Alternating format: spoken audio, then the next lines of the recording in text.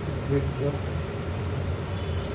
ईश सुरासुरमणिसिंहवन्दितं दोदगादिकं ममलं प्रणमामि वर्धमानं तीर्थं नमस्कारतारं शेषे पुण्यतीर्थहरि ससौ सिद्धे विशुद्धस्वभावे समणे अणानगंस चरित तव वीर्यायारे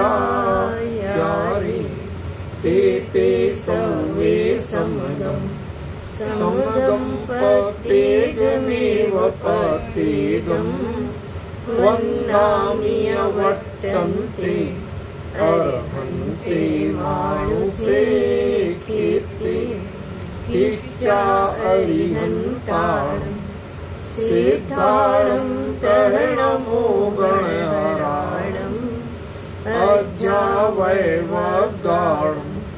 साहूरं चैव सौकेसिं तेसिं विशुद्धदंसं प्राणपहाणासमं समासेज्य ओवसंपयामि सम्मम् जतोणिवाण संपत्ति। प्रवचन सार परमागम ज्ञान तत्व प्रज्ञापन महाधिकार गाथा 44 पृष्ठ 76। ठाणनि सेज विहारा धम्मवदेशोयणियदयो तेसिं अर्हन्तारं काले मायाचारो वैथीणम्। मूल शब्दार्थ लेते हैं। ठाण खड़े होना, निसेज बैठना, विहारा विहार करना, या और धम्मोपदेशो धर्मोपदेश करना, ये सब तेसिम्नियदयो ये उनकी नियतियां हैं। तेसिम अरिहंताड़म काल उन अरहंतों के काल में माने उनके अरहंत अवस्था में ये होती हैं, नियत होती हैं। और कैसी होती हैं? एक थीणम मायाचारो व स्त्रियों के मायाचार की तरह। शब्दार्थ तो हर रोज करते हैं इसलिए ज्यादा जोर नहीं दूंगा। इसमें 2-3 चीजें पहले शाब्दिक बतानी है, फिर अपनी धर्मोपदेश पर मूल चर्चा चलेगी। पहले नीचे देखें, सबसे नीचे कुछ लिखा है नियति नियति। ये शब्द है एक वचन का, और नियदयो इसका मतलब है बहुवचन। बहुवचन माने बहुत सी बातें आना चाहिए ना, तो आप इसमें गौर करें। ठाण एक काम, निषेध दूसरा काम है, विहार तीसरा काम है, धम्मोपदेश चौथा काम है। तो काम चूंकि 4 हैं, तो चारों को नियतियां कहा। ये चारों होनहार हैं। तीर्थंकर नामकर्म के साथ ये चारों होनहार हैं, चारों की। समझ गए? मूल काम धर्मोपदेश है, लेकिन धर्मोपदेश एक ही एक जगह नहीं होता है, तो अन्य जगह होगा प्रभावना योग के कारण। तो वो फिर ठाड़ भी होगा, निषेध भी होगा, विहार भी होगा। समझ गए? तो ये सभी नियतियां हैं। इसका अर्थ जब ये किया जाता है, ये काम नियम से होते हैं, नियत रूप में होते हैं, वो सब अनर्थ है। इसका सीधा अर्थ क्या है कि ये ठाण निषेध विहारा धम्मोपदेशो नियदो, ये नियतियां हैं। समझ गए?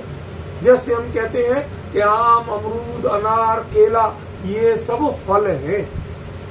समझ गए? इसी अर्थ में ऐसे ही बिल्कुल पैरेलल ये नियदयो सब। इसका अर्थ जो नियमात नियम से होते हैं, ये बड़ा गलत अर्थ है। समझो, ये अर्थ आचार्य ने कहीं नहीं दिया। आचार्य का उद्देश्य नहीं था। ये नियति शब्द का बहुवचन है, नियते। संस्कृत में भी होता है, प्राकृत में। ठीक है ना? और उसी को यहाँ बता दिया कि चूंकि नियतियां कौन कौन है? 4 है। होनहार कौन कौन है? 4 है। ठाण, निषेध, विहार और धर्म। ठीक है ना? तो ये ण्यदेव शब्द अभी तक अपने व्याकरणिक दृष्टि से स्पष्ट नहीं किया था, तो वो आपको स्पष्ट किया। अब हम आज मूल चर्चा धर्मोपदेश पर करेंगे। इसमें भी 2 पार्ट होंगे। जैसी चर्चा अपनी कल चल रही थी वो साक्षात समो धर्मोपदेश, वो चर्चा 5-7 मिनट बाद आएगी, उसी रिदम में आएगी।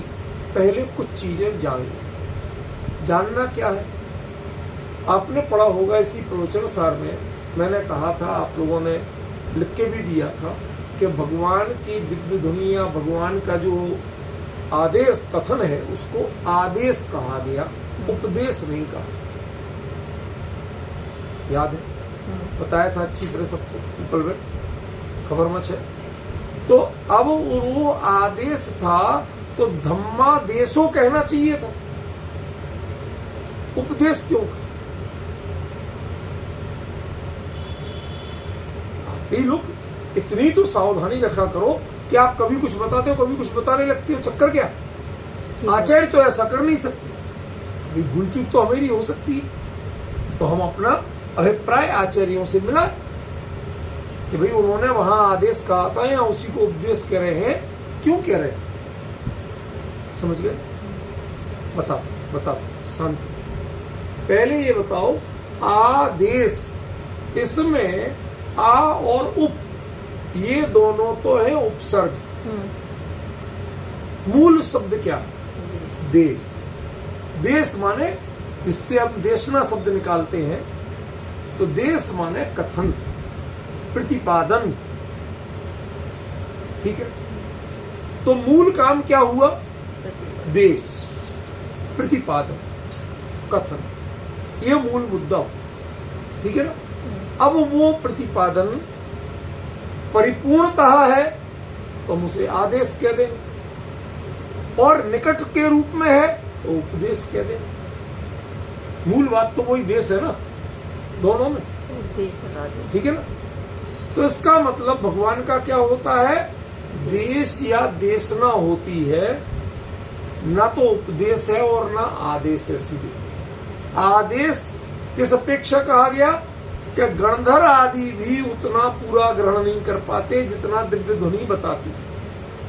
आप लोग कई बार कहा ना, भगवान जितना जानते हैं उसका अनंतमा भाग दिव्य ध्वनि में आता है, जितना दिव्य ध्वनि में आता है उसका अनंतमा भाग गणधर ग्रहण करते हैं, जितना गणधर ग्रहण करते हैं उसका अनंतमा भाग द्वादशांग होता है, और जितना द्वादशांग रचा गया था उसका अनंतमा भाग आज उपलब्ध है। बताया था ना सर, कई बार जान के बताता हूँ ताकि ये क्रम दिमाग में बैठा रहे, भूल नहीं गया। जो कुछ हमें मिल रहा है यही सब कुछ है, ये नहीं मान ले। ठीक है ना? तो जो भगवान ने बताया था, गणधर देव भी कहते हैं उनने तो सब पूरी बात बताई थी, हमें ही कम पकड़ पाए। ठीक है ना? इसलिए गणधरों आदि की अपेक्षा भगवान का जो देश है, देशना है, वो कैसी थी? आदेश। वो तो परिपूर्ण थी। तो यहां उपदेश क्यों बना दिया? आदेश ही रखते, छंद भी नहीं टूटता। भाई ऊ और व ये दोनों लघु है, इनकी 2 मात्रा, और आप ये गुरु है उसकी भी 2 मात्रा है, कोई अंतर नहीं पड़ रहा। फिर आचार्य ने बदला क्यों? जब वो इसी ग्रंथ में अन्य जगह आदेश प्रयोग कर रहे हैं तो यहाँ उपदेश क्यों कहा? देखो, यदि आप लोग ये छोटी छोटी जिज्ञासाएं नहीं करोगे तो एक आप लोग मेरे लिए बदनाम बहुत करते हो, अरे साहब उनसे पूछने में डर लगता है। मतलब ये बहाने तो बहुत कर लेते हो, पूछोगे खुद नहीं और बहाना मेरे ऊपर थोपते। मैं कोई भी जो थोड़े से वाचालपने की या थोड़े बचपने की हरकतें होती हैं उनके लिए थोड़ा कहता हूँ भैया स्वाध्याय सभा में वो गंभीरता रखो। मेरा उद्देश्य आप जिज्ञासा तक नहीं करो, ये कभी नहीं। कभी कोई बीच बीच में टोका तो उसके लिए जरूर मना करता हूँ, आप अलग से लिख के दे दो, मैं अगले दिन बताऊंगा। ठीक है ना? सुनो, यहां पर एक शब्द और जोड़ रहा है। वो क्या जोड़ रहा है? धम्म, धर्म। हम यहां से चलते हैं तो इस उव का अर्थ समझ में आ जाएगा। देशो तो क्लियर, देशो माने भगवान की देश, ठीक है ना। तो देशो जब क्लियर है और उव का समझना है, आ की जगह उव क्यों कहा ये समझना है, तो पहले धम्म इसको समझो। देखो भगवान के पक्ष से जो देश है उसको धर्म देश कहा जाता है, और व्यवस्था के पक्ष से उसी को दिव्य ध्वनि या दिव्य देशना कहा जाता है। क्या मतलब हुआ? दिव्य माने व्यवस्था का काम देव करते हैं, और जो देवों के द्वारा किया गया काम है वो दिव्य कहलाए। भगवान का काम दिव्य नहीं कहलाता। भगवान ने उस तत्व को अपने जीवन में स्वयं धारण करके परिपूर्णता प्रकट की, और उनके समोसरण में क्या होता है? धम्मोपदेश होता है। इसलिए धर्म का अर्थ है धारण करना, चर्चा करना नहीं, तर्क वितर्क करना नहीं है, पंडिताई करना नहीं है, दूसरों को सुनाना नहीं है। उन्होंने यदि कहा तो कब कहा? कि जब पहले स्वयं धारण कर लिया। पंडित वैसे पंडित माने केवल ज्ञानी होता है, और आज की जो भाषा में चलता है तो पंडितों में और भगवान में क्या अंतर है? कि पंडित सीख के रट के बातों में सब कुछ बोलते, अंदर कुछ नहीं जाए, उल्टे घड़े की तरह पूरा गीला तरबतर दिखेगा, लेकिन अंदर एक बूंद पानी। वो उपदेश जो दूसरों को बता रहे हैं, बोले जा रहे हैं, लेकिन भगवान पहले धारण करते हैं। इसीलिए तीर्थंकर जब दीक्षा लेते हैं उस समय से केवल ज्ञान और दिव्य ध्वनि होने तक आजीवन मौन, उनकी ओर से तो मौन ही रहते। क्यों? क्योंकि मुनि दीक्षा के समय के जो नियम है तीर्थंकर कभी तोड़ते नहीं। समझ गए? कोई नियम नहीं तोड़ते। इसलिए जो मुद्रा रहती है वैसे ही मुद्रा रहती है। कर्म जो खेल करें वो करें, उनकी ओर से कोई व्यवहार में चेंज नहीं है। तो उन्होंने उस धर्म को बोला नहीं था, देशा नहीं था, क्या किया था? धारण किया। वो उन्होंने मुनि दीक्षा क्यों ली थी? कि मैं इस धर्म को पूरी तरह धारण करूं, इसकी बातें नहीं करूं। आजकल आए या नहीं बताएंगे जरूर। दिल्ली में खास बात, सुपरमैन कभी दिल्ली आओ तो सावधान रहे। किसी से रास्ता पूछो, यहाँ के सभी लोग सर्वज्ञ मानी है, अपने आप को सर्वज्ञ मानते हैं। आएगा चाहे नहीं, पता हो चाहे नहीं, लेकिन बताएंगे जरूर। बताएं कैसे? नहीं समझ, नहीं तो हम दिल्ली वाले कैसे? समझ गया? ये यहां चलता है, यहां की टेंडेंसी। मोक्ष मार्गियों के ये नहीं चलता है। पहले धारण करो, स्वयं आत्मसात करो, उसके बाद हमने जो जगह देखी नहीं उसका भी एड्रेस बता दो। पंडिताई इसी का नाम, और कुछ नहीं। जानना नहीं, पहचानना नहीं, प्रयास तक नहीं करना। सारा प्रयास किसमें होता है? वो शंकर जी है, शंकर जी। नीलकंठ बोलते ना शंकर जी, जो कुछ है यहीं तक है, इसके नीचे कुछ है। ऐसे ही सारे पंडित भी नीलकंठ बनने को, जो कुछ है यहीं तक, इसके नीचे कुछ नहीं है। बोले जाओ, जानो और बोलो, जानो और बोलो। ये बड़ी खतरनाक प्रवृत्ति है। इसलिए आचार्य ने क्या कहा? धर्म देश। धर्म देशना मूल शब्द है। इसलिए वो कैसे आ गए? ऊपर बहन अपनी चर्चा की विशेषता क्या है? आचार्य ने जो एक मात्रा भी प्रयोग की तो उसकी गहराई और असलियत निकालो, उसे टालना नहीं। हाँ वो ये मतलब यही है, ये कुछ नहीं है। कम से कम प्रवचन सार में तो जब तक परफेक्ट नहीं निकाल लो तब तक आपके तुक्केबाजी नहीं चलेंगी। हमारा मतलब वही था, ये नहीं चले। जो बोलना है परफेक्ट बताओ, नहीं तो मत बोलो, ठीक है ना।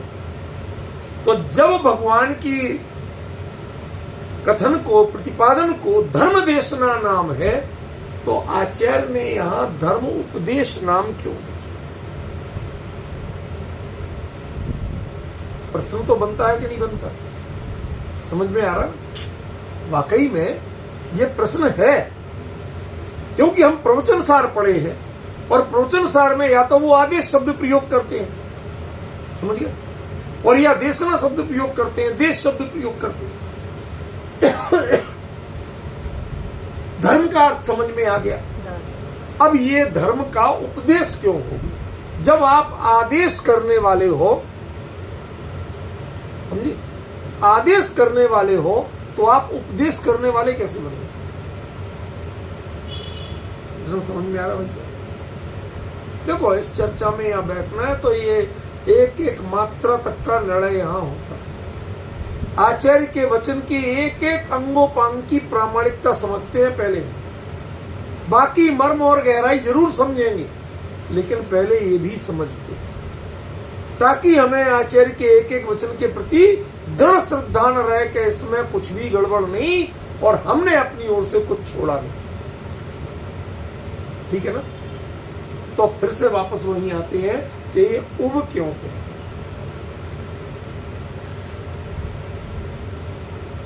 समझाता हूं, पहले एक दो मेरे प्रश्नों का उत्तर। भगवान 500 धनुष की काया थी कि नहीं थी? है भी, सिमंदर परमात्मा की, तो यहां तो चर्चा उन्हीं की है। तो 500 धनुष की काया, एक धनुष कितने हाथ का? 7 हाथ का, जो भी, कोई 9 कहते, कोई 7 कहते। 7 हाथ माने 1.5 फीट, एक हाथ 1.5 फीट कम से कम, ठीक है ना। 1.5 फीट का एक हाथ, और 7 हाथ माने 10.5 फीट का एक धनुष, और 500 धनुष मतलब बिटिया बता कितने फीट हुए? तुझे तो आती है गणित? 5000 फीट। 5000 फीट। कोई पहाड़ आसानी से आपके आसपास कोई पहाड़ नहीं होगा 5000 फीट, उतने में टेम्परेचर बदल जाता। और 5000 फीट की जिनकी काया हो तो उनके उसी अनुपात के कमलासन, गंधकुटी, क्यों, ये सब भी होंगे कि नहीं होंगे? फिर उसी हिसाब का समोसण लगा होगा कि नहीं? तो कितने ही हो, इतने विशाल भगवान, तब भी समवसरण इतना विशाल होता है कि 12 सभाओं के बाहर भगवान दिखाई नहीं देते। कल के समवसरण की चर्चा, कुछ फिजिकल चीजें भी तो बताऊंगा। एवरेस्ट इतनी ऊंची है लेकिन तुम्हारी दिल्ली से दिखाई नहीं देती, कि देती है? नहीं। अरे हिमाचल और उत्तराखंड में भी घुमाव नहीं दिखाई देती, एक आधी जगह जा सकती। इसका मतलब है कि यदि विस्तार क्षेत्र का बढ़ जाए तो चीज जितनी चाहे ऊंची हो वो दिखाई नहीं देती। इसका मतलब भगवान का समवसरण 12 सभा वो कितने विशाल आकार में लगते होंगे कि उसके बाहर भगवान दिखाई नहीं देते। कोई पर्दा नहीं डला होता, ओट नहीं होती है। 5000 फीट की तो भगवान की काया हो गई, और उसी अनुपात में ये सब इतना विशाल गोलाकार बना। कितना विशाल रहा होगा कि जिसके बाहर चले जाओ तो भगवान ही दिखाई, समझ रहे हो? इसलिए यहां तक आवाज पूरे में सब तक पहुंचे, जरा देवताओं की मदद जरूरी होती है। आप तो नाद रूप में बोलते हो, ध्वनि रूप में बोलते हो, फोनिक साउंड के रूप में बोलते हो। आप वर्ड्स, लेटर्स और सेंटेंस के रूप में कब बोलते हो? और हम लोग समझते अपनी अपनी भाषा में। तो हम तक वो कान में सुनाई पड़े, इसके लिए भी अकेले भगवान का जोर नहीं चलेगा। वो तो जोर लगाते ही नहीं, वो तो जोर से बोलते ही नहीं, वो तो मुंह से बोलते ही नहीं। समझ गया ना? उसके लिए भी इतने विस्तार क्षेत्र में भगवान की दिव्य ध्वनि पहुंचे, उसके लिए दिव्य ध्वनि होना जरूरी है। मतलब देवताओं का उस ध्वनि के विस्तारण में सहयोग मिलना जरूरी है। और उसको भाषात्मक प्रमाण करने के लिए भी तो बताया हुआ आपको कि मागध जाति के देव होते हैं जो ये सारे करते हैं। तो आधा श्रेय तीर्थंकर का, आधा श्रेय मागध जाति के देवों का। इसलिए भगवान की वाणी अर्धमागधी भाष कही गई। उसका मतलब वो अर्धमागधी प्राकृत नहीं। समझ गए? ये कई भ्रम निकाल लें। अब मुद्दे की बात पे आते हैं। हमारा प्रश्न वहीं का वहीं खड़ा है कि यहाँ उपदेश क्यों कह दिया महाराज तुमने? आदेश कहते कहते आप तो उपदेश पे आ गए। जितनी चाहे दूर बैठे भगवान, आपकी नजरों से जितनी चाहे दूर हो, समो शरण में सुनने की ही व्यवस्था क्लियर नहीं होती है देवों के द्वारा। भगवान सबको बराबर दूरी जितने दिखाई देते, किसी को किसी की ओट नहीं होती। पॉइंट समझ रहे आप? किसी को किसी की ओट नहीं होती। और जैसे दूर से आकार छोटा, ऐसा भी नहीं होता। ऐसे उनके दर्शन की भी दिव्य व्यवस्था होती है। जैसे ध्वनि की दिव्य व्यवस्था होती है, ऐसे ही दर्शन की दिव्य व्यवस्था। ये समझने की चीजें हम नहीं जानते, इसलिए बता रहा हूं। तो भगवान दिखते भी बिल्कुल एकदम क्लियर अपने जैसे हम है और वो है और कोई हो ही नहीं। तो जितनी चाहे दूर से देखें, पर उसके बीच में कोई गैप नहीं है।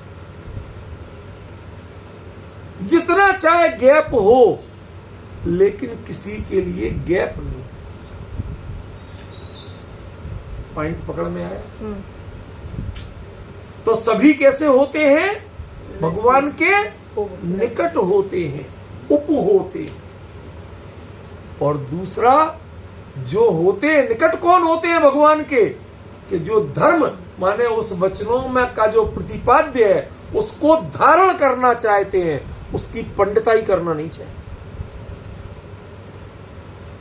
आज मौका मिले तो लोग अपने अपने रिकॉर्डिंग और दुनिया भर के इक्विपमेंट ले भगवान की दिव्य सब रिकॉर्ड करके लाएंगे, आराम से सुनते रहेंगे। गुरुदेव की सुनते ना, भले आदमी सुनते ही सुनते हो। उनके सामने जिन्होंने सुनी वो सुधर के कहां हो गए। आज सुनने वाले तसल्ली देते हैं, हाँ हमने गुरुदेव की वाणी सुनी। सच बताइए उसकी गहराई में कितने लोग विचार, कितनों को वो गाथा और शब्द भी याद होते हैं कि गुरुदेव ने आज क्या। कुछ होते हैं ऐसे जो ऐसी भी सावधानी से सुनते हैं। मैं जानता हूं बॉम्बे में अपने पार्ला मंदिर में मैंने भी बैठ के 2-3 बार 4 बार सुने हैं। वहां लोगों की रुचि प्रवृत्ति सब देखी, समझ में। और जगह भी लोग हैं जो बहुत एकाग्र चित्त होकर सुनते हैं। मेरे कहने का मतलब सब पर लांछन नहीं है, लेकिन ओवरऑल बहुत सारे लोग, अधिकांश लोग ऐसे होते हैं जो मात्र सुनते,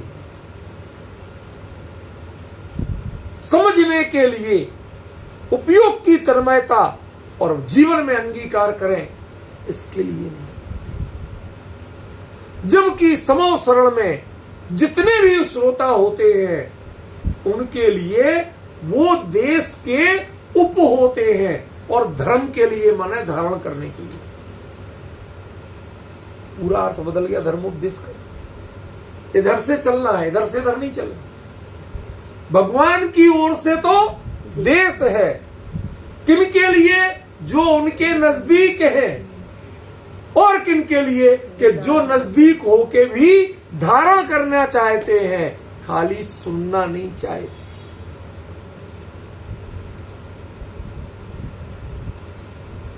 इसलिए आचार्य ने इसका नाम धर्मोपदेश दिया। पल में समय तो लगता है, लेकिन कोई मर्म हो और कुंद कुंद जैसे आचार्य जहां लिखने वाले हों, थोड़ा हमें श्रम करना चाहिए कि आचार्य क्या कहना चाहते हैं, उसको बारीकी से ख्याल में पड़ा कुछ? शांति भाई, फिर से कहां से शुरू हो रहा है? देश। भगवान की ओर से जो वचन आ रहे हैं वो क्या है? देश है। वो कार्यकारी किनके लिए, उनका लाभ किनको? कि जो उनके नजदीक, नजदीक माने दूरी जितनी चाहे हो, 10 मील दूर, योजनों का समोसरण होता है भाई, आप मजाक समझ रहे?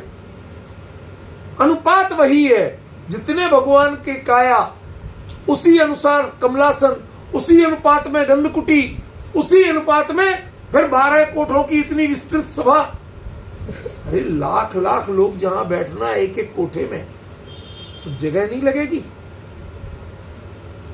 और जब अकेले भगवान की काया इतनी बड़ी थोड़ी होती है, वहां तो तकरीबन लोगों की होती, तो उनको उतनी जगह चाहिए कि नहीं चाहिए कि ऐसे ही बैठ जाएंगे?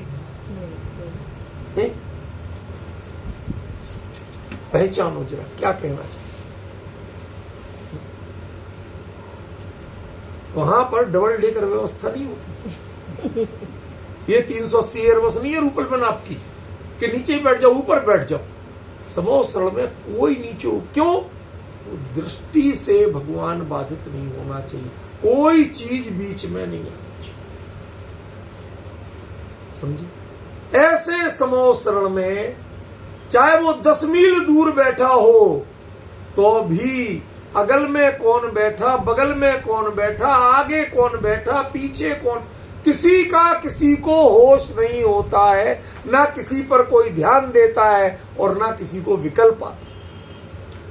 एकमात्र वो है और भगवान। ऐसे लोग ही देश के उप होते हैं।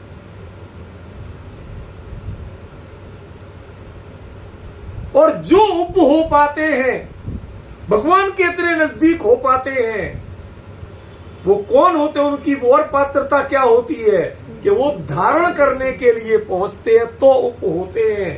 यदि पंडिताई करने के लिए पहुंचे तो कौन है? भगवान ही दिखाई ना देना, एक शब्द सुनाई। ऐसे लोगों की, पंडितों की तो नो एंट्री है वहां। तुम नीचे घूमो, क्योंकि जो 12 सभा के अलावा बहुत बड़ा समोसरण होता है। कल वृक्ष है, नृत्यशाला है, नाट्यशाला है, ये है वो, दुनिया भर की चीजें। समझ गया ना? आराम है, उपवन है, बगीचे है, पता नहीं क्या क्या है। घूमो फिरो, मौज करो। समझ गया ना? स्विमिंग पूल तक बने होते, जो करना वो करो। ये बिगड़ेल प्रवृत्ति, जो धारण नहीं करना चाहते और जो भगवान की सारे गैप मिटा के भगवान के सामने नहीं जाना चाहते हैं, उनके लिए समोसरण नहीं। वो समोसरण में प्रवेश के पात्र नहीं है। भाई सब समझ में आ रहा है? ये बहुत गंभीर बात है, इसमें उपयोग लगाना पड़ेगा, प्रमाद से काम नहीं चलेगा। सुनिए ध्यान से। कुछ समझ में आया धर्मोपदेश का अर्थ? क्लियर हुआ? अब इस धर्मो ये आदेश वगैरह सब बता दिया, हमें अब कुछ बोर्ड से नहीं बताना। अब हम उस गंभीर चर्चा की ओर चलते हैं कि ये धर्मोपदेश होता कैसे, कब उसका नाम धर्मोपदेश पड़ता है। अब हम इस प्रैक्टिकल एस्पेक्ट की ओर चलें। अभी तक भाषा से, विषय से, विवेचना से हमने चर्चा करी, जितना बताना था बता लिया, लगभग आधा घंटा इतने में बीत गया, कोई बात। अब बाकी बचे हुए समय में हम धर्मोपदेश समझते हैं कि भगवान का कैसे होता है, और वह धर्मोपदेश, उनके तो देश है, वो देश धर्मोपदेश कैसे बनता है, इसकी चर्चा अपने को बचे हुए समय में करें। ठीक है, शांत हो जाओ, समझ लो कि आप भगवान के सामने। भाव में अभी विचार करो, अभी आपको सामने भगवान नजर आएंगे। आपने भगवान देखे? प्रतिमा जी नहीं, क्या भगवान देखे इस भाव में? नहीं देखे। तो आप कैसे कह रहे हैं कि आपके अभी भावों में विचार करो, अभी दिखने लगेंगे? तुमने भूत देखे कभी? राक्षस देखे? लेकिन वो कैसे दिखने लगते हैं? कल्पना से। इसका मतलब जितना विचार, जितना चिंतन, जितनी निकटता भावों से आपने भूत, प्रेत, पिशाच, राक्षस इनके प्रति की है, आज तक इतना भगवान के बारे में भी नहीं सोचा कि आप भावों से जुड़े और भगवान आपको दिखे। माफ करना, अपना एनालिसिस करो, हमारे लिए टोकने की जगह। कहां खड़े हो आप? क्या हो? दुनिया के किस चीज की कल्पना आप नहीं कर पाते और वो चीज आपकी आंखों में होती है ना? लेकिन तीन लोक के नाथ, साक्षात अरहंत परमात्मा, जिनकी हम गीत गाते हैं, जिनके दर्शन करके हम शुरुआत करना चाहते दिन की, उनके प्रति हम आज तक हमारे भावों ने कोई काल्पनिक चित्र तक नहीं बना। आज तक चिंतन नहीं किया इतना कि आपके भाव उसका आकार लेने लगे, आपके ज्ञान में वह मूर्ति बनने लगे, वैसी परिस्थितियां आपको फील होने लगे। घर में अकेले हो और कोई भूतों की कहानी सुना के चला जाए, पूरा घर लॉक कर लो, फिर गणेश जी की टैक्सी निकल जाए, लाइट हो बंद, क्या लगता? भूत घुसा है, देखो इधर से गया, अभी इधर आवाज आई, सरसराता गया, फिर उसने उधर जाके ची ची ची ची बोली, देखो अभी कुछ कहना चाहता मेरे से। फिर मन दौड़ता है, कैसा होगा, लाइट जलाऊं कि नहीं जलाऊं? हाथ ही काम नहीं करता। आप लाख उठाना चाहो कि लाइट जला लो, नहीं उठेगा। फिर मन दौड़ेगा, कैसा होगा, काला, सिर पे सींग होंगे, ये बड़े बड़े कान होंगे, ऐसे दांत निकले होंगे, लाल लाल आंखें होंगी, ऐसी बड़ी तोंद होगी, कोई मुकदर वगैरह लिए होगा, तलवार लिए, पता नहीं। सब कल्पनाएं करते हो विकारों की और अपने आप को वीतराग का भक्त बनाते हो, बताते हो। वीतरागता की कल्पना, वीतराग मुद्रा की कल्पना, वो आपको कभी करना आई? जैसे आप भय से जुड़ते हो, ऐसे भक्ति से जुड़े क्या? आप अपने आप को भक्त कहते तो हो, लेकिन जितना जुड़ान भय से है, जितना जुड़ान भोगों से है, भोगों की भी कल्पना करते रहते हो, नहीं करते। डिब्बा पैक हो तो अंदर लड्डू होंगे, बर्फी होगी, बालूशाही होंगी, क्या क्या करो, खुला नहीं, दिमाग में हर चीज दौड़ जाती लगती कि नहीं। भोगों की और भय की कल्पना करना, उनके ज्ञानात्मक चित्र बनाना, आकृतियां बनाना और उसके अनुरूप भाव करना। भाई साहब, मीठे का विकल्प करो, मुंह में पानी आने लगना, ये तदनुरूप आपकी प्रतिक्रियाएं हो रही कि नहीं? ये सब करना आता है, लेकिन आप अकेले में बैठे हो, कोई नहीं। हमारे सामने वीतरागी परमात्मा अरहंत देव साक्षात विराजमान। हमारी प्रणति कैसी होगी? लाखों लाख जीव बैठे हैं, लेकिन मैं हूं और अरहंत है, बीच में कोई नहीं। किसी का विकल्प नहीं, किसी का ध्यान नहीं, किसी का चिंता नहीं, किसी का भय नहीं, किसी का आकर्षण नहीं, मानो मंत्र मुग्ध हो गए हो, कुछ ना दिख रहा है। पलकें झपकना भूल गई, विचार विकल्प में बदलना भूल गए, बस देख रहे और धीरे धीरे परिणामों में शांतता, प्रशांतता। समझ में आया? ऊपर समझ में आया? कुछ दिखना शुरू हुआ, आंख खोल के नहीं, आंख बंद करके दिखना शुरू हुआ। कोई आकृति बनना शुरू हुई, वो स्वरूप कुछ कुछ ख्याल में पड़ा। नहीं है तो 2 दिन अभ्यास करना, शांति से बैठ जाओ कहीं, भावों में अभ्यास करो कि यदि हम समोसरण में हुए तो क्या, कैसे भगवान दिखेंगे और कैसे हम बैठेंगे, और क्या क्या दिख रहा। जब वो अर्जुन शादी वादी करना थी, उस चक्कर में कहता भाई साहब हमें आंख दिख रही और कुछ नहीं दिख रहा, बाकी सब फेल। जिन्हें और कुछ दिख रहा सब फेल, लक्ष्य दिख रहा वही पास। ऐसे आपको वीतरागता के अलावा अन्य कुछ भी दिखता है, वीतराग मुद्रा के अलावा अन्य कुछ भी दिखता है, तो समझना भक्ति के मार्ग में आप फेल हो। एज ए भक्त आपका नंबर 0। चाहे जितनी चाहे जोर से जय जयनाथ परम गुरु होए करो, और जितने चाहे कीमती द्रव्य चढ़ाओ, क्यों? पाप की अपेक्षा पुण्य की कीमत कुछ भी मानो। यदि आप पाप और पुण्य में तुलना कर रहे तो कितनी कीमती हो सकते हो। लेकिन ये धर्म मार्ग है, ये पुण्य मार्ग नहीं।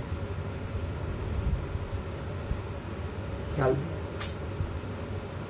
अभी आपको एक प्रश्न दे देता हूं, अगली गाथा में काम आएगा। यदि ये धर्म मार्ग है, इसमें पुण्य का काम नहीं है, तो अगली गाथा शुरू होगी पुण्य फला अरहंता, अरहंत पुण्य के फल स्वरूप, वो बताऊंगा। इससे आप सावधान रहिए कि अभी जो बात कह रहा हूं इस पर पूरा दृढ़ हूं, पक्का हूं, तो आगे अर्थ कुछ और होगा। आचार्य अपने ही वचन का विरोध तो करने से। ठीक है ना? समझ में आया? ये चर्चा ऐसी है कि 1 सेकंड को भी यदि आपको प्रमाद आ गया या उपयोग भटक गया, इसमें फिर पकड़ में नहीं है। ये कंटिन्यू बिल्कुल सजग सावधान मुद्रा में, इसीलिए कहते हैं श्रोतारा सावधान तया श्रोवंत। पहले पढ़ते थे ना मंगलाचरण, तब बोलते थे ना कि भैया हम तो आचार्य परंपरा, ज्ञानियों की परंपरा के अनुसार बोल रहे हैं, अपनी ओर से नहीं बोल रहे। इसलिए श्रोता सावधान होके सुनना कि तुम्हारे लिए ये संसार की चर्चाएं नहीं है कि जिसमें रस आ जाए। तुम सावधान होके सुनो तो कुछ पकड़ में आएगा, वरना समय पास होगा और कुछ भावभूमि में पहुंचे। अब नेक्स्ट स्टेज शुरू होगी। अभी तो आपको समो धर्मोपदेश के पहले क्या होना चाहिए वो बता। आप और भगवान, कोई दूसरा दिखे ही नहीं, विकल्प नहीं आए। 3 छत्र है कि नहीं? भक्तामर पड़ोस में दिया छत्र त्रयम तो विवाति श्याम कांत। कुछ नहीं। महामंडल है कि नहीं? अशोक वृक्ष है कि नहीं? हो तो भी हम देखते नहीं। जो प्रयोजन है उतना ही देखते हैं, प्रयोजन के अलावा कुछ नहीं। संसार की यही रीत है। पेड़ पे पत्ते ज्यादा होते कि फल? पत्ते ज्यादा होते, पर जब आप देखते हो तो फल देखते हो कि पत्ते? फल। ढूंढते हो तो किसे ढूंढते हो? ये हमारी प्रवृत्ति है, हमारी मानसिकता। जीवन सफल कब होगा? कि जब फल मिलेगा तो जीवन सफल होगा। समझ गए? तो आपके लिए जब धर्म रूपी फल मिलेगा तब उनका देश वो सफल। और इन दोनों के लिए बीच की शर्त क्या है? अब इसकी चर्चा करते। आप भगवान के समोसण में बैठे, भगवान की मुद्रा है, वीतराग मुद्रा हो, अंतरंग में प्रेरणा देती हुई ऐसे उल्लसित कर रही है, ऐसे उल्लसित कर रही है, ऐसे उल्लसित कर रही है कि परिणाम उछल तो बहुत रहे हैं, विशुद्धि लब्धि तो बहुत हो रही है, लेकिन इसमें आगे हम करें क्या, ये कौन समझे। सम्यक दर्शन के लिए भी विशुद्धि के बाद देशना लब्धि जरूरी।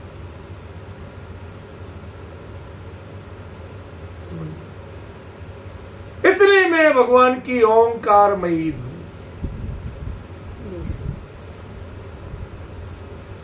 उसके लिए एक आचार्य ने लिखा है, दिव्य ध्वनिर्भवति ते विशदार्थ सर्व भाषा स्वभाव परिणाम गुणई प्रयोज्य।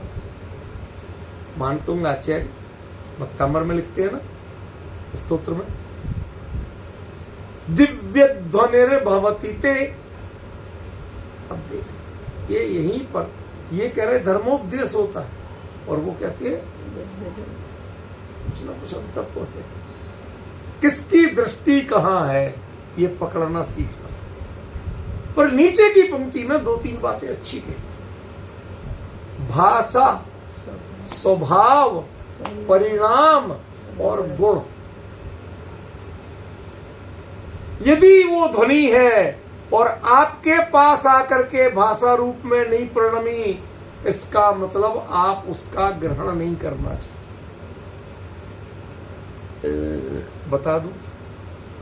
बता दूं कैसे। कोई सच्चे मुनिराज आकड़ी लेके आहार चर्या के लिए आते हों और आप जय हो प्रभु ढोक दे रहे, जय जयकार कर रहे, लेकिन पड़गाने के लिए नहीं खड़े, तो महाराज जी भी आपके यहाँ खड़े नहीं ही होंगे। नहीं। आप दर्शनार्थ खड़े हैं कि प्रतिग्रहण के लिए खड़े हैं? प्रतिग्रहण माने पड़गाना, देसी भाषा।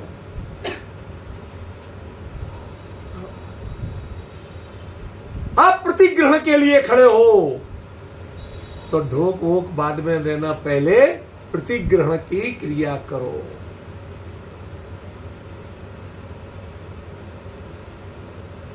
भगवान की ध्वनि होती है जब अंदर में ग्रहण करने की जिज्ञासा होती है, अपना कुछ समझने की जिज्ञासा होती है, तब वह ध्वनि भाषा के रूप में परिणमती। पहला पॉइंट क्या हुआ बेटा?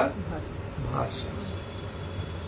अभी चलेगा, मैं धीरे धीरे चला पाता हूं, ज्यादा तेज नहीं मारता, समझे? ध्वनि से भाषा बनना चाहिए।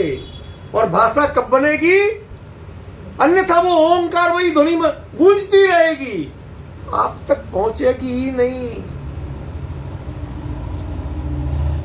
वो देवता तुम्हारे लिए सब व्यवस्था करने को तैयार खड़े हैं तुम्हारी भाषा में बताने को, लेकिन अंदर से वो प्यास, वो जिज्ञासा, वो भाव तो हो। आपके हाथ अकेले नहीं जुड़े, जय जयकार नहीं हो, हे स्वामी नमोस्तु नमोस्तु।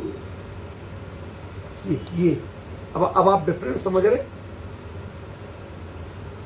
प्रतिग्रहण की भावना हो, मैं लेना चाहता हूं, टाइम पास करने नहीं है। मैं भावों में धारण करना चाहता हूं, तब वह दिव्य ध्वनि पहले नंबर पे भाषा।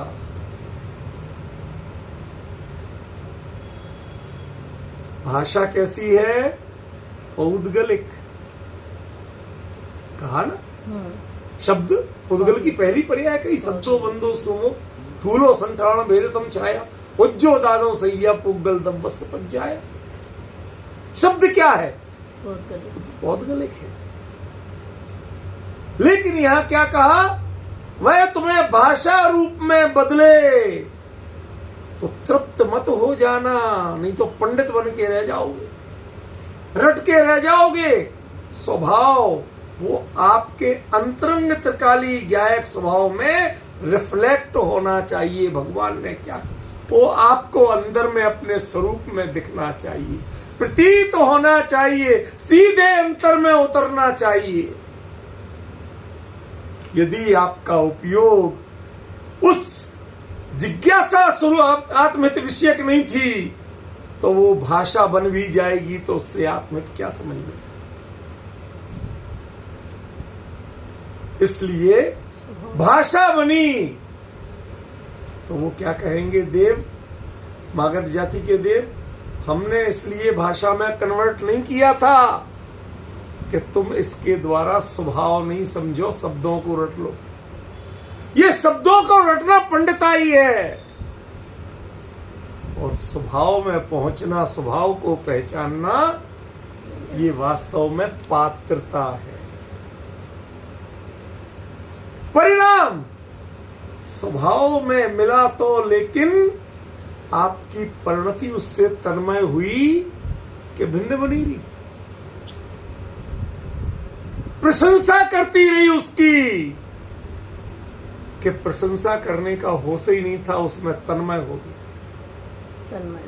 भाषा, स्वभाव, परिणाम, और परिणाम के साथ क्या आना चाहिए, ये गुण माने ज्ञान गुण दर्शन गुण नहीं है, गुण माने फल, लाभ। क्या लाभ हुआ कि कम से कम चौथा गुण स्थान तो हो, जो चौथे वाले थे उनके कम से कम पांचवा तो हो, जो पांचवें वाले थे कम से कम छठवां सातवां तो हो, जो छठवें सातवें वाले थे वो कम से कम श्रेणी और छायक सम्यक दर्शन की ओर तो बढ़े। कुछ गुण, कुछ तो लाभ हो। व्यापार करते हो, काय के लिए करते हो, लाभ के लिए। संसार चातुरी के चतुर हर क्षेत्र में लाभ देखते हैं, लेकिन यहां मिला क्या। सच बताऊं, जो बहुत अच्छे मोक्षु सज्जन लोग हैं उनसे पूछना, छाती पे हाथ रख के देखो, घंटे भर की तत्व चर्चा के बाद तुम्हें मिला शब्द जाल और मनोरंजन से आगे कुछ मिला, कुछ अंतर का भ्रम दूर हुआ, अंधेरा दूर हुआ। यदि ये कुछ नहीं हुआ तो गुण कहते, यदि ये वो ध्वनि, भाषा, स्वभाव, परिणाम, गुण इस क्रम से चले तो प्रयोज्या, तो प्रयोजन भूत है, तो काम की है, वरना दिव्य ध्वनि होना किसी काम की।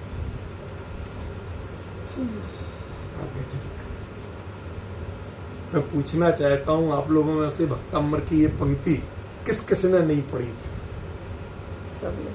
और जिसने पढ़ी थी तो उसने इसका कभी ये विचार किया था कि इसमें आचार्य क्या बता रहे।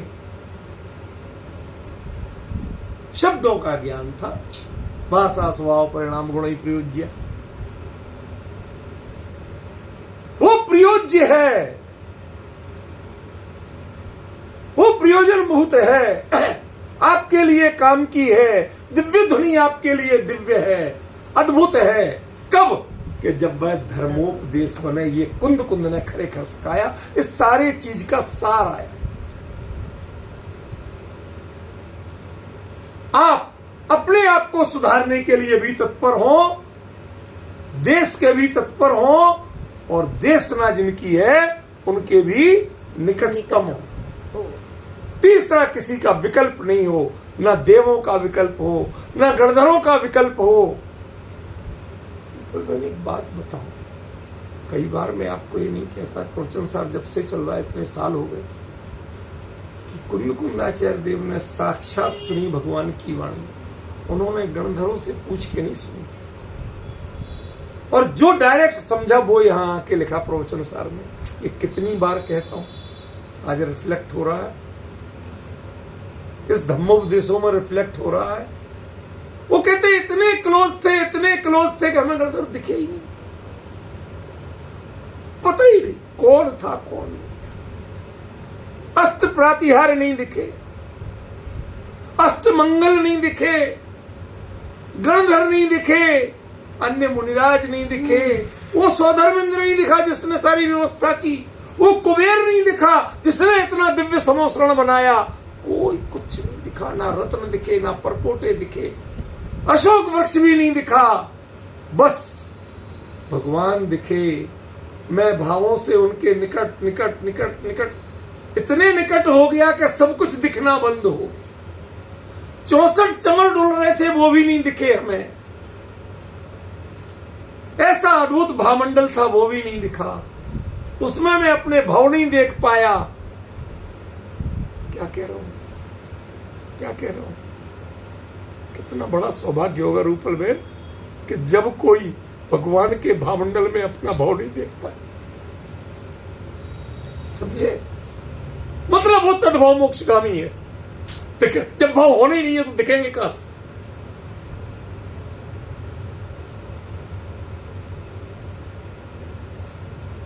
सोचिए, कभी कभी कुछ काम नहीं होना वो आपके सौभाग्य की निशानी। ख्याल में आ रहा? नहीं दिखे तब भी आपका सौभाग्य है। अरे हमें तो भावमंडल ही नहीं दिखा, भाव नहीं दिखे तो क्या, कुछ नहीं दिखे, बस वह वीतराग मुद्रा, वीतराग मुद्रा, वीतरागता, वीतरागता अंतरंग में परिणति मिलाते जा रहे, मिलाते जा रहे। कितनी दूरियां हैं, वो दूरियां घटती जा रही, उप यानी नजदीक होते जा रहे। साथ ही पहले भगवान के नजदीक हुए, फिर जो भगवान का देश या देश में हुआ, वो भाषा स्वभाव परिणाम गुणी प्रयोज्या से होते हुए अब हमने अपनी दूरी मापी। क्या भगवान की और हमारी दूरी घटी कितनी?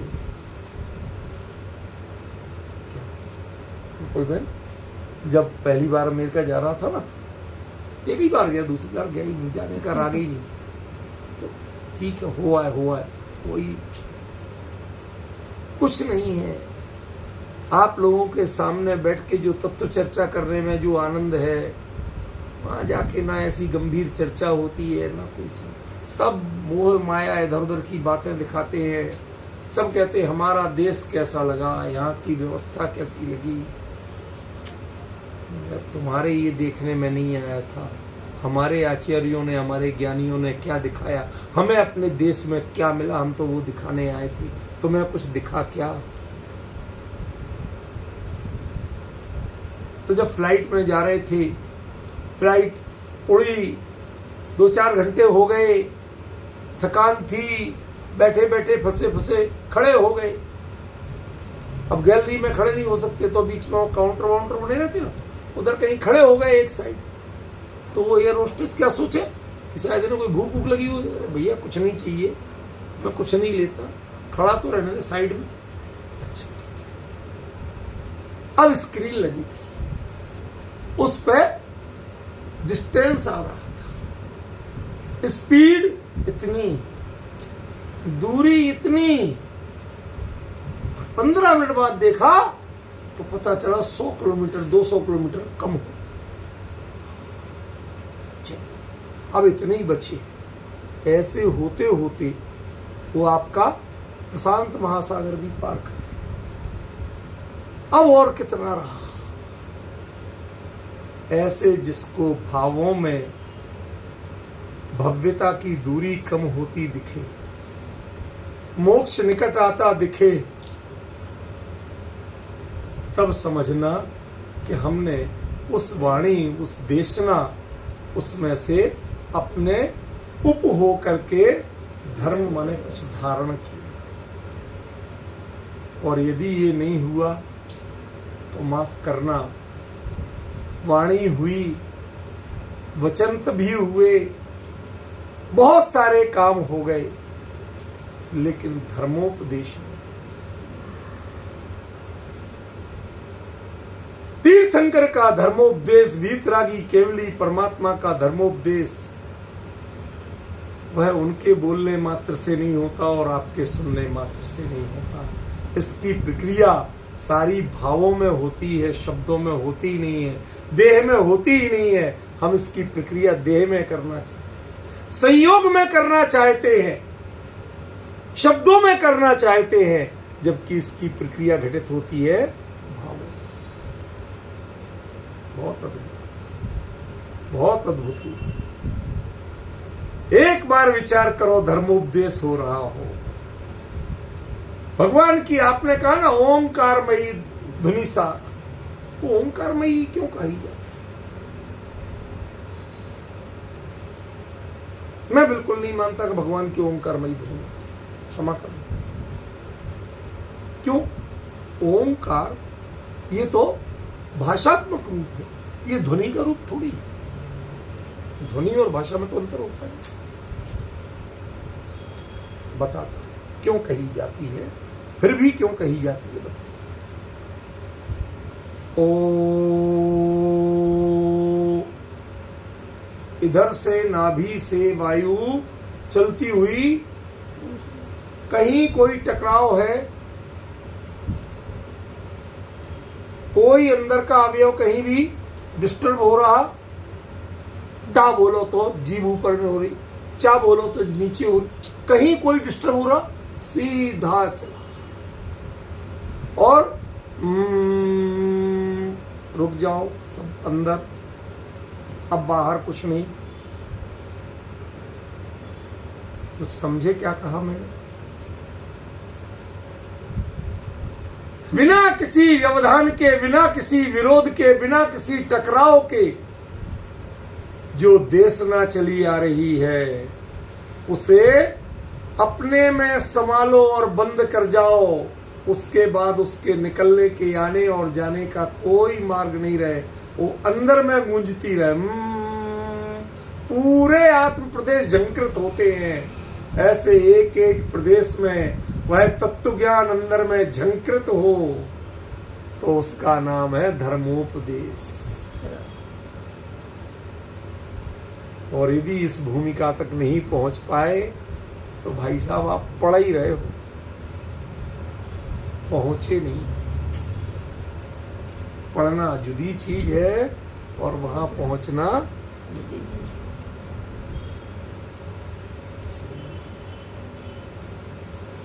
समझाऊंगा तो कैसे होता है? अपनी झोपड़ी में बैठ के व्हाइट हाउस की पिक्चर देखो,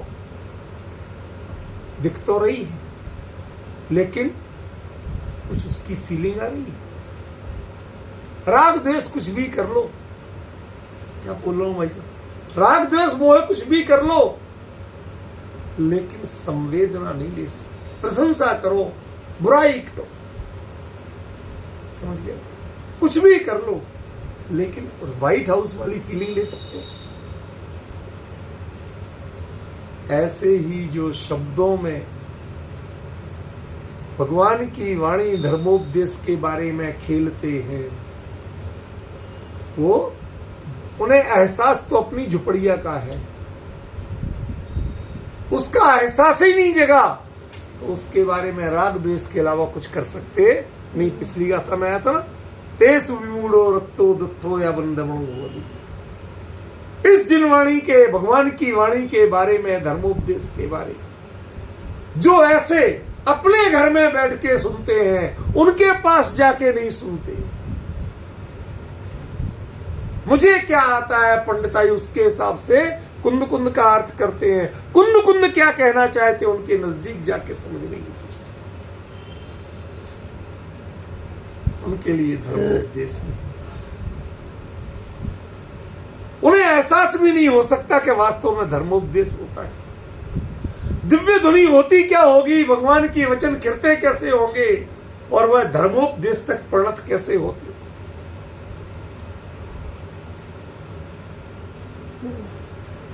आपको बनना पड़ेगा कितने नजदीक, कि जैसे आप आग के जितने नजदीक जाओ तो ना चाहते हुए भी उसका ताप और प्रकाश वो आपके व्यक्तित्व पर पड़ता है।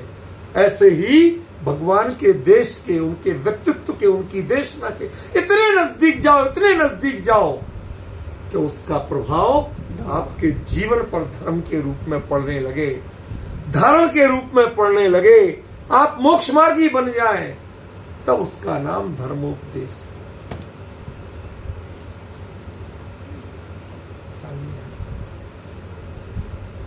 क्या कहूं, अभी मन नहीं भर रहा है, बहुत भाव है इसको बताने के लिए, लेकिन जब जितने शब्दों की योग्यता होती है उतने ही निकलते हैं। हमारे कहे सोचे कुछ नहीं, जितने जितने भाव से सामने सुनते हैं उतने ही और बेहतर भाव से कभी कभी चीज गहरी निकलती है। बहुत विचार करना धर्मोपदेश क्या है, कैसे होता होगा धर्मोपदेश, कैसे समोसण में बैठते और पहुंचते होंगे।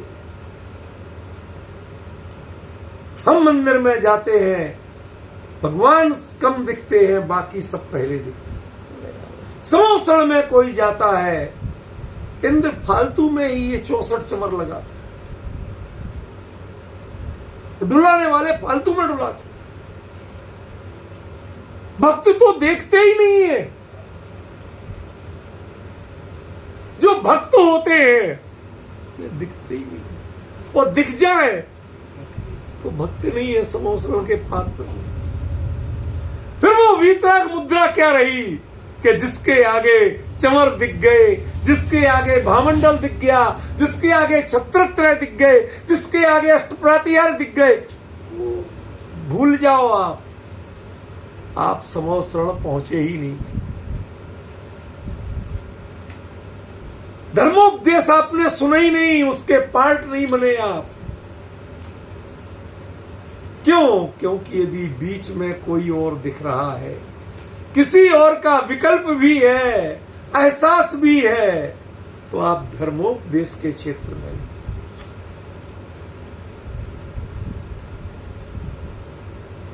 ये सब तेसिम अरिहंताणम कालेण यदो, ये सब भगवान के अनंत काल की यही होता है और कुछ नहीं। मन वचन काय की चंचलता के बिना ठाण सेज विहार धर्मोपदेश सारी क्रियाएं होती है, होंठ हिले नहीं और पूरी दिव्य ध्वनि हो गई, देवताओं की ओर से दिव्य ध्वनि हो गई। लेकिन भगवान और भक्त के बीच में एक अनुबंध होता है कि उनके बीच में नजदीकी इतनी बढ़ती है कि मात्र धर्म उपदेश होता है, उनके बीच में दिव्य ध्वनि नहीं। दिव्य ध्वनि उसका व्यवस्था पर पार्ट है और धर्मोपदेश उसका प्रायोगिक अभ्यास। हाल में विशेष चर्चा चलेगी, समय हो गया, कल करेंगे।